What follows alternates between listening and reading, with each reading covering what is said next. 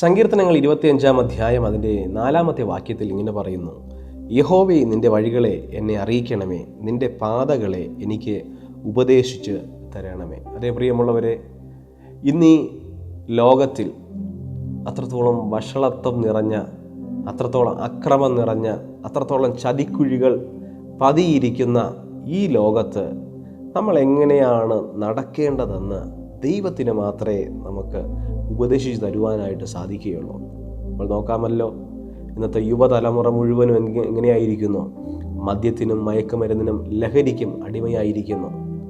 മറ്റു തലമുറകൾ പലരും ദൈവത്തെ മറന്ന് ജീവിക്കുന്ന അനുഭവത്തിലേക്ക് പോയിക്കൊണ്ടിരിക്കുന്നു. ഇതിൻ്റെയൊക്കെയും അവസാനമെന്ന് പറയുന്നത് വലിയ വലിയ ചതിക്കുഴികളിലേക്ക് ചെന്ന് അകപ്പെടുവാൻ തക്കവണ്ണം ഇടയായിത്തീരും. അതുകൊണ്ട് പ്രിയ ദൈവമക്കളെ, നമ്മുടെ ജീവിതം എങ്ങനെ മുന്നോട്ട് കൊണ്ടുപോകണമെന്ന് നമ്മൾ ദൈവത്തിൽ നിന്നുള്ള ആലോചന പ്രകാരം ജീവിക്കുക തന്നെ വേണം. ഇവിടെ തിരുവചനം പറയുന്നു, നിൻ്റെ വഴികളെ എന്നെ അറിയിക്കണമേ.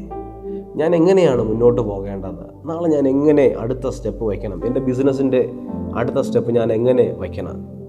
ഞാൻ എങ്ങനെയാണ് എൻ്റെ വിദ്യാഭ്യാസത്തിൻ്റെ അടുത്ത സ്റ്റെപ്പ് വയ്ക്കേണ്ടത്? ഞാൻ ഈ കോഴ്സിന് അപ്ലൈ ചെയ്യണോ? അല്ലെങ്കിൽ ഞാൻ ഈ ജോലിയിൽ ഞാൻ പ്രവേശിക്കണമോ? എൻ്റെ ജീവിതം എങ്ങനെ മുന്നോട്ട് കൊണ്ടുപോകണമെന്നുള്ള സകല കാര്യങ്ങളും നമ്മൾ ദൈവത്തിൽ നിന്ന് അറിഞ്ഞ് ജീവിച്ചു കഴിഞ്ഞാൽ അതൊക്കെയും വിജയത്തിൽ എത്തുവാൻ തക്കവണ്ണം ഇടയായിത്തീരും. അതുകൊണ്ടാണ് ഇവിടെ പറയുന്നത്, യഹോവേ, നിൻ്റെ വഴികളെ എന്നെ അറിയിക്കണമേ. എന്താണ് നിനക്ക് എന്നെക്കുറിച്ചുള്ള ഹിതം?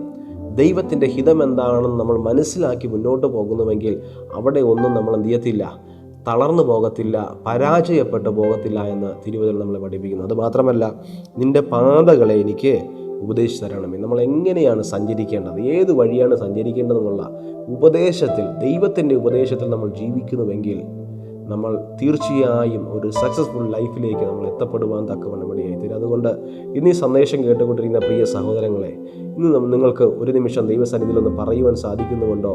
കർത്താവേ, ഞാൻ എങ്ങനെ സഞ്ചരിക്കണമെന്ന് നീ ഒന്ന് എന്നെ പഠിപ്പിക്കണമേ, എന്നെ ഒന്ന് ഉപദേശിച്ച് തരണമെന്ന് എത്ര പേർക്ക് പറയുവാൻ സാധിക്കുന്നുണ്ട്?